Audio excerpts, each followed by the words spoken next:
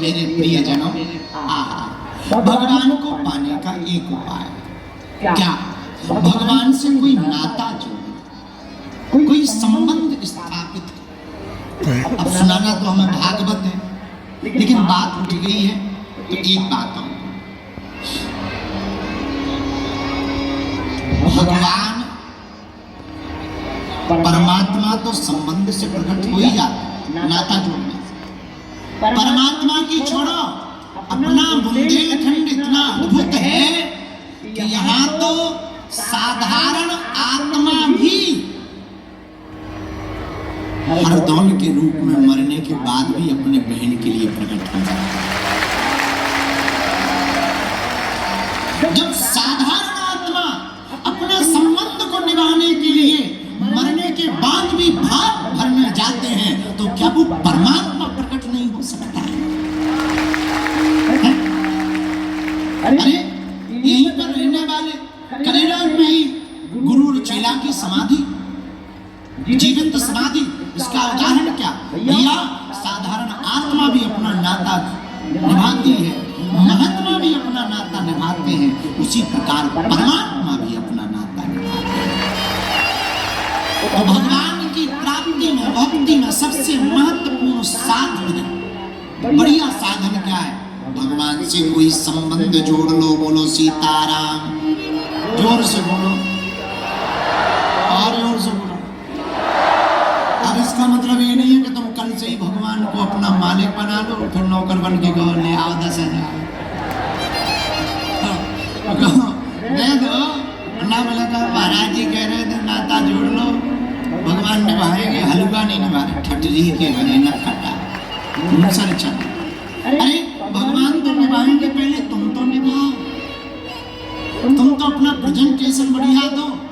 जब आप प्रेजेंटेशन बढ़िया देंगे तो निश्चित रूप से परमात्मा भी नहीं पाएंगे। हम ये कथाओं की बात तो कह ही रहे, हम अपने निजी जीवन का अनुभव बता रहे। न जाने कितने कितने प्रपंच आए। इसी 9 दिन की यात्रा भी परसों ही पूरी हुई, 160 किलोमीटर। हमारे जैसा आलसी 1 किलोमीटर नहीं चल सकता, चल ही नहीं। 8-9 साल के थे तब से ही हमको आशीर्वाद है भभूति, खुश भभूति, जिंदगी भर भभूति ही हमने बांटी। गुरुजी बोले बेटे तुमको पद यात्रा करनी है। हम कहा मर गए राम। रात को बोले जिस दिन पद यात्रा करनी थी, बोले तुम्हें खड़ाऊ नहीं पहनूंगी। हम कहा और मरे। लेकिन हमें लगा क्या हम चल पाएंगे? सुबह से जब पद यात्रा प्रारंभ करनी थी तो मंदिर चढ़ गए बालाजी के सामने, जिनसे जीवन हमारा शुरू। हमने गुरुजी को प्रणाम किया, सन्यासी बाबा को, बालाजी को प्रणाम किया। जा रहे हैं, लोग बहुत हैं, हमें अपनी चिंता नहीं, पर किसी का बाल बांका नहीं।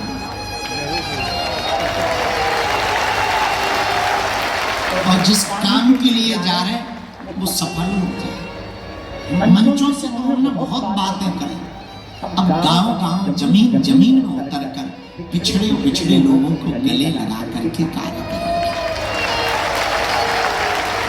और इस देश की जो बीमारी है, भेदभाव की, छुआछूत की, ऊंच नीच की, घृणा की दृष्टि से जो समाजों को, जातियों को देखा जाता, हिंदू घट रहा है, धर्म विरोधी बढ़ रहा है। ये दूर हो जाए, हिंदू घटे ना, हिंदू जातियों में बटे ना, हिंदू एक हो जाए।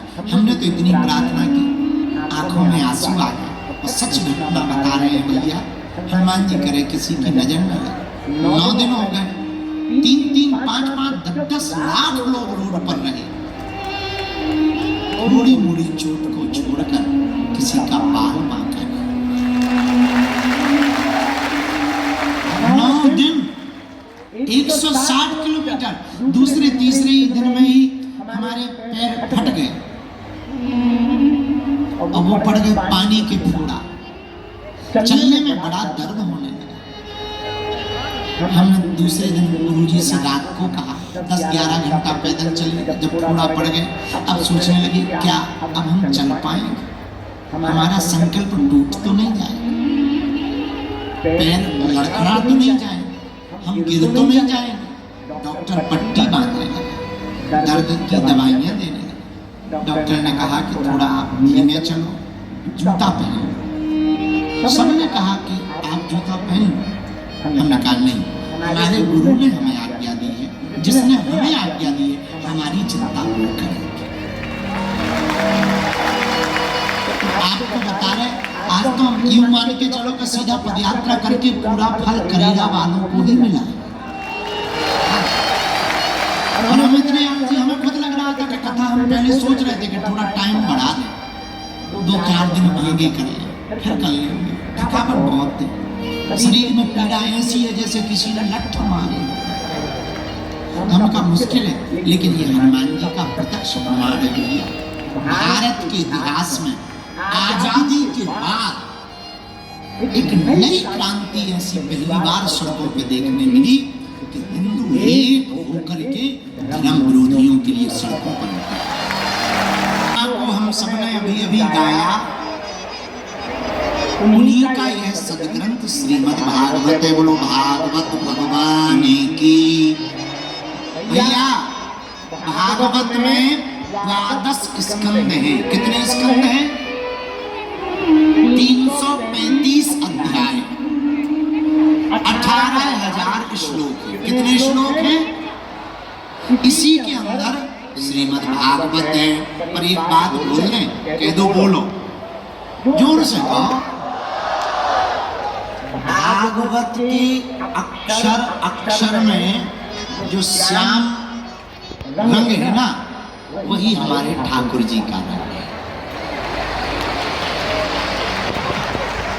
इसीलिए भागवत केवल एक पुस्तक नहीं है, केवल एक ग्रंथ नहीं है, ठाकुर जी का दूसरा रूप ही श्रीमद् भागवत कथा है। आहा, भागवत के महत्व पर हम सब चर्चा अगर करें तो पहला श्लोक ही बड़ा प्यारा। सच्चिदानंद रूपाय विश्वोत्पत्त्यादि हेतवे तापत्रय विनाशाय श्री कृष्णाय वयं नमः। पहले श्लोक में ही भगवान गोविंद को प्रणाम करो। बोले कौन? बोले सच्चिदानंद रूपाय, जो सत्य भी है, चित भी है और आनंद से भी परिपूर्ण है, उन्हीं का नाम सच्चिदानंद। इसलिए इनको कहा सच्चिदानंद रूपाय। बोले कौन ठाकुर जी? बोले विश्वोत्पत्त्यादि हेतवे, जो विश्व की उत्पत्ति के कारण है, जिनसे ही विश्व प्रकट हुआ, जिनके ही इच्छा मात्र से संसार बना, वो परमात्मा। कौन परमात्मा? बोले वो परमात्मा तापत्रय विनाशाय, जो तीनों तापों को मिटाती। कौन कौन से? दैहिक, दैविक और भौतिक। बाबा गोस्वामी जी ने कहा दैहिक दैविक भौतिक ताप,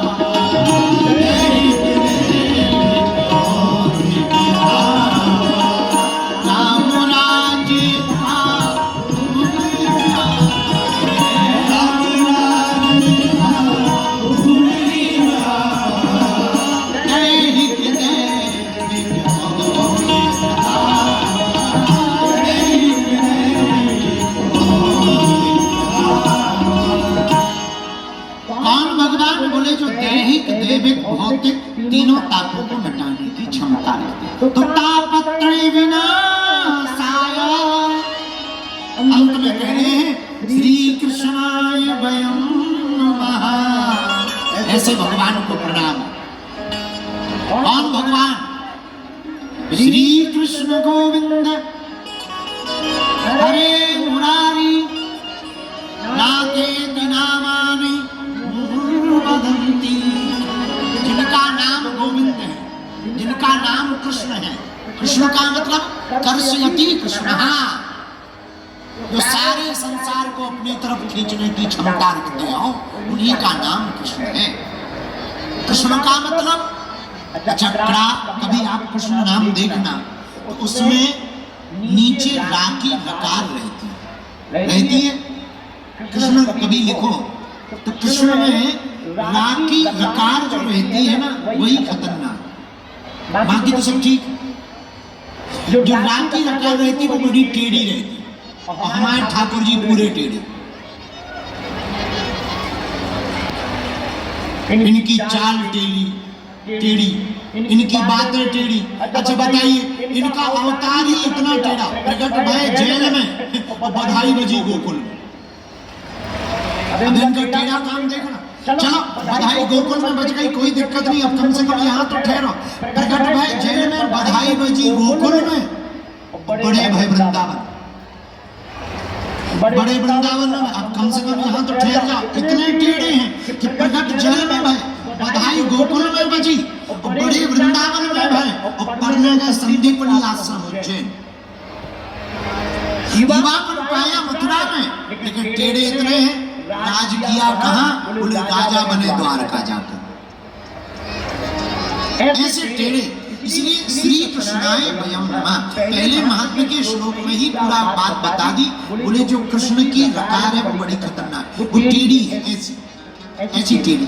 अच्छा कभी मछली पकड़ने वाले को देखना, वो बंसी लिए रहता है। जो मछली पकड़ने वाला होता है उसके पास एक कांटा होता है, कांटा, उसे गांव में कहते हैं बंसी। वो जब मछली पकड़ने जाता है तो टेढ़ा कांटा ले जाता है। जैसे रकार जो भगवान के ठाकुर जी के नाम में लगी ना, वैसी टेढ़ी रकार वो बंसी, जैसे कांटा कहते हैं, वो मछली पकड़ने ले जाता। मछली वाला क्या करता है, उस कांटे में आगे खाने का पदार्थ लगाता है और पानी में डाल देता है। मछली भोज्य पदार्थ समझ करके उसको खाती है और फंस जाती है। और कितनी विशाल मछली हो गए, कितनी भी फड़फड़ा ले गए, बड़े बड़े मच्छ हो गए, पर अगर एक बार उस बंसी में फंस गई तो निकलने वाली नहीं है। उसी प्रकार हमारे ठाकुर जी का नाम है, जो इसमें एक बार फंस जाता है, वो कितना भी उपाय कर ले, वो गोविंद का हो ही जाता है सदा सदा के। इसलिए भागवताकार कहते हैं श्री कृष्णाय वयम नमः, श्री कृष्णाय। भगवान श्री ठाकुर जी का ऐसा नाम है, अद्भुत। कथा कहती है नैमिषारण्य की पावन भूमि पर सौनकादिक 88 ऋषि बैठे हैं, उसमें श्री प्रधान श्रोता बनकर के सौनक जी बैठे हैं, और वक्ता की व्यासपीठ पर श्री सूत जी विराजमान। सूत जी दिखने में छोटे हैं, पर अवस्था से छोटा नहीं देखा जाता, भक्ति से बड़ा छोटा माना जाता। सौनक जी जैसे प्रधान श्रोता प्रश्न करते हैं, महाराज पहला प्रश्न तो ये है, कलिकाल आ रहा, कलयुग में कल्याण करने के लिए बहुत अच्छी सी कथा सुनाइए, जिससे कलयुग के प्रेमियों का, कलयुग के जीवों का, सबका कल्याण हो जाए, जिस कथा को सुन करके ऐसी कथा बतलाइए। दूसरी बात, ये जो भागवत की चर्चा है, ये भागवत की महिमा क्या है, इसको सुनने से होता क्या, और क्या है भागवत, सुनो। जब श्री सुखदेव जी कथा कह रहे थे, राजा परीक्षित कथा सुन रहे थे, देवता अमृत का कलश लेकर आए, महाराज ये अमृत पिला दो परीक्षित जी को और कथा दे दो हमको। परीक्षित जी को श्राप है, 7वें दिन तक्षक नामक नाग काटेगा, पर अमृत का कलश है, अगर अमृत पी लेगा सांप भले ही काटेगा, पर ये मर नहीं पाएंगे, पर ये कथा अमृत हमें दे। सुखदेव जी बोले इन्हीं से पूछ लो, परीक्षित जी से, अगर ये हाँ कह देंगे तो चलो। राजा परीक्षित बोला, महाराज हमें पहले सबसे पहले ये बताओ फायदा किसमें है, अमृत पीने में फायदा है या कथा सुनने में फायदा? सुखदेव जी बोले भैया बात सुनो, अमृत पीने से ये तो तय है तुम मरोगे नहीं, पर मरने का पिटने का भय नहीं आया। जैसे रावण जब अपना आतंक पर आया, देवताओं को परेशान करने लगा, देवताओं को मारने के लिए दौड़ा, देवता भागे अपना देव स्थान छोड़कर छोटी छोटी गुफाओं में घुस गए। किसी ने देवताओं से कहा कि तुम तो अमर हो, तुम क्यों डर रहे?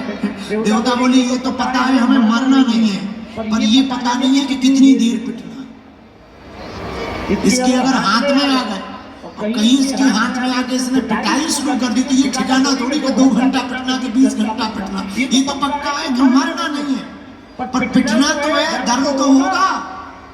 इसी प्रकार राजन अमृत पी लेने से तुम मरोगे तो नहीं, पर भय नहीं जाएगा, दुख नहीं जाएगा। इस संसार का नाम ही है दुखालयम, दुख नहीं रहेगा। कथा सुनने से क्या होगा महाराज? कथा सुनने से बढ़िया बात हो जाएगी, क्या हमारा कल्याण हो जाएगा। बोलो सीताराम, जोर से बोलो। तत्क्षण श्री परीक्षित जी महाराज ने निर्णय ले लिया, महाराज हमको अमृत पान नहीं करना है, हमको तो कथा रस पान करना है। देवता नाराज हो गए, वाह हमारे मान को नहीं रखा, हमको कथा नहीं दी, हमको भगा दिया। अभी देखते हैं कथा का क्या होता है। ब्रह्मा जी के पास गए, महाराज अमृत को टुकड़ा दिया, आखिर कथा में ऐसा क्या है? ब्रह्मा जी बोले 7 दिन में देख लो, प्रमाण सामने आएगा। और 7 दिन बाद जब परीक्षित जी की मूर्ति को देखा, देवता चौंक गए। देवताओं से नहीं रहा गया। एक तराजू के पल्ले पर भागवत जी को रखा, दूसरे तराजू के पल्ले पर बाकी ग्रंथों को रखा, और तराजू को जैसे ही उठाया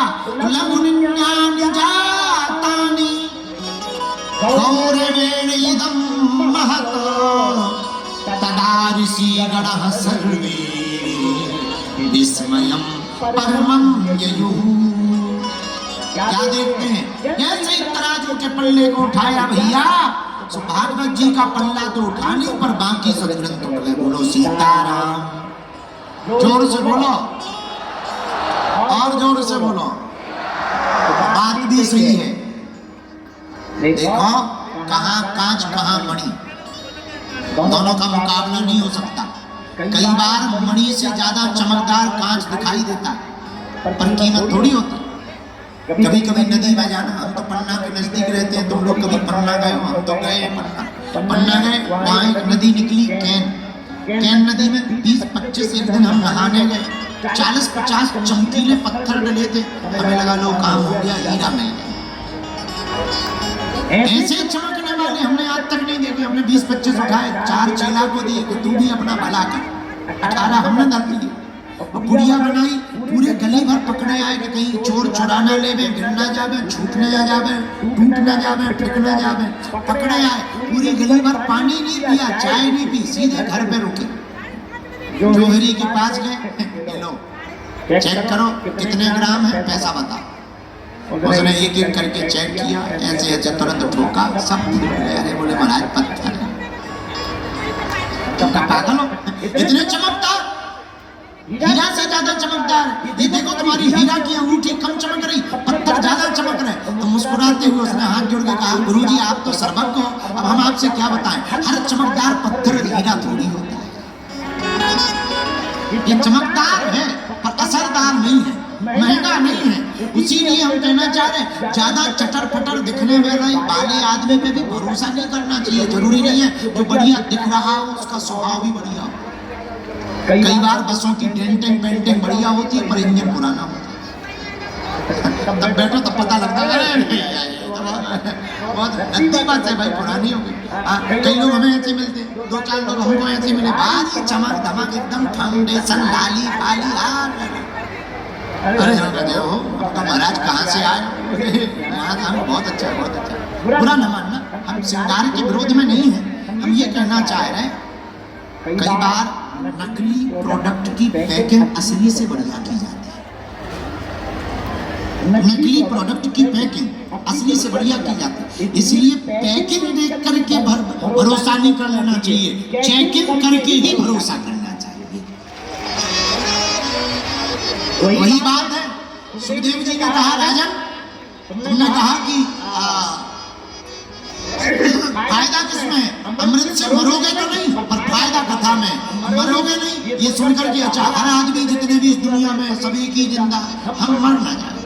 अच्छा देखो कितनी गजब बात है, मरना सबको है, पर सब लोग यही कोशिश कर रहे हैं हम मर ना जाए, बचना किसी को नहीं।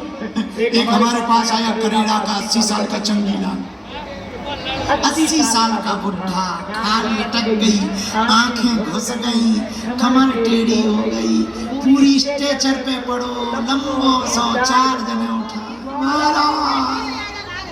तो क्या बात है, कहाँ से आए? करेड़ा से आए, शिवपुरी से। अच्छा क्या बात महाराज, ऐसी भभूति दे दो हम मरे ना, तुम्हारी जय हो नक अभी भी जिंदा रहना। आंखें घुस गई, शरीर तुम्हारा 20 ग्राम का बचा है, कमर झुक गई, फिर भी जिंदा रहना। अरे तुम कह रहे ऐसी भभूति दे दो कि मरे ना। सच तो ये है, जिससे तुम भभूति मांग रहे हो उसे खुद मरना। अगर ऐसे ही भभूति होती तो तुम्हें देने के पहले हम ही ना खा लेते, झंझट खत्म। अरे मरना सबको है, पर बुरा ना मानना। मरेंगे भी तो ऐसे ही मरना कि जब कभी मौत आए वो भी शर्म आए, मैं किस बादशाह को लेने आ गया। मरना तो है, ये पक्का है, पर ऐसे मत मर जाना। ऐसे जीकर मरना, कभी कभी मौत आती है, मौत आए वो भी शर्मा जाए कि मैं किस शहंशाह को लेने आ गई। ऐसी जिंदगी को जीना मेरे पागलों, ऐसी जिंदगी भागवत के आधार पर ही जी जा सकती है, गोविंद का बनकर के ही जी जा सकती है, ठाकुर को पाकर के ही जी जा सकती है, प्रभु को प्राप्ति के मार्ग पर चल करके ही जी जा सकती है, क्योंकि इसमें मौज आनंद है। जेब में कुछ नहीं ना हो, पर ये भरोसा है कि परमात्मा है। घर में कुछ नहीं ना हो, पर भरोसा है गोविंद है। विदेशों के लोग इसलिए स्ट्रेस में, विदेशों के लोग इसलिए डिप्रेशन में, और पढ़े लिखे लोग जितने जल्दी डिप्रेशन में आते हैं, अनपढ़ लोग कभी भी डिप्रेशन में नहीं आते। उसके पीछे सिर्फ एक लॉजिक है, पढ़े लिखे लोग अपने ज्ञान पर भरोसा करते हैं और अनपढ़ लोग परमात्मा पर भरोसा करते हैं।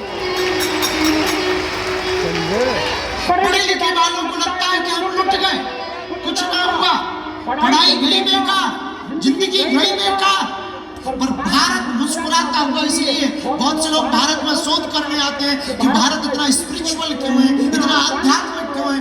बुद्ध हुए तो भारत में, महावीर हुए तो भारत में हुए, राम हुए तो भारत में, कृष्ण हुए तो भारत में, मीरा हुई तो भारत में, रसखान, सूरदास, रैदास, रहीम, कबीर, तुलसीदास, ये जितने हुए सब भारत में हुए।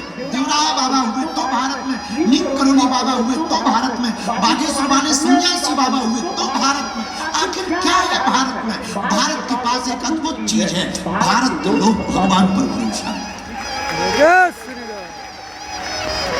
मुस्कुराते हैं, कुछ नाम ही हो, ये भरोसा है। राम राजा, ये भरोसा है। बगीचा सरकार, बगीचा वाली माई, एक दृढ़ता है, शरण में मरण में मेरे पागलों, मैं तुमको प्रार्थना करूं, जो सुख पाओ नाम भजन में, सो सुख ना है अमीरी। कबीर कहते मन लाभ मेरा यार फकीर। तो कहाँ भागवत, तो कहाँ अमृत? अमृत को पीकर तुम मरोगे नहीं, पर दुख बना रहेगा। तुम दुख से नहीं बच सकते, तुम दुख आते रहेंगे। दुख से बचने का एक उपाय है, दुख को भी अपना मानो। ये पराया, ये भी अपना है, और तुम बच भी नहीं सकते। चाहे तुम रोकर जिंदगी जियो या हंसकर, जिंदगी तुम्हें जीनी। तुम भले ही कितना रो, तब भी तुम्हारी जिंदगी में कुछ बड़ा होने वाला नहीं।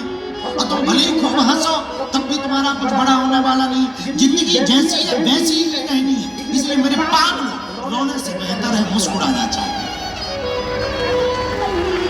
रोने से बेहतर है मुस्कुराना चाहिए। चिल्लाने से बेहतर है कुछ गीत गुनगुनाना चाहिए। कभी अस्पतालों के दर पर दिमाग का इलाज कराने से बेहतर है प्रभु के दर पर आना चाहिए। स्ट्रेस या डिप्रेशन से बचने का उपाय तुम परमात्मा के हो जाओ, भगवान पर भरोसा रखो। भागवत सार है। तो सुखदेव जी कहते राजन भागवत में आनंद है, तो तुम भागवत ले सकते हो।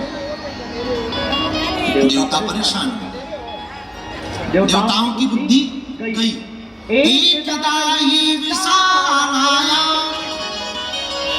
चत्वार ऋषियो सत्संगार्थम समायाता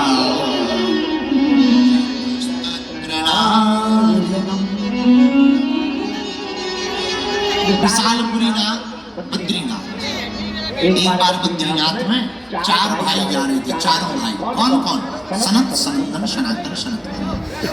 तब तक चारों भाई की नजर पड़ी नारद जी। अरे भैया तुम मुंह लटका हुआ, क्या बात? मुंह लटका के क्यों खड़े? तुम तो महात्मा हो, और अगर महात्मा ही मुंह लटकाए रहेंगे तो गृहस्थी तो आत्महत्या करेंगे।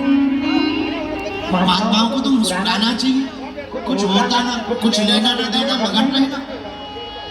और आप मुंह लटका के क्यों खड़े? और तुम्हारी कौन सी संपत्ति चोरी हो गई? संतों के पास धन ही क्या होता? एक धन होता। हमारो धन राधा, श्री राधा, श्री राधा।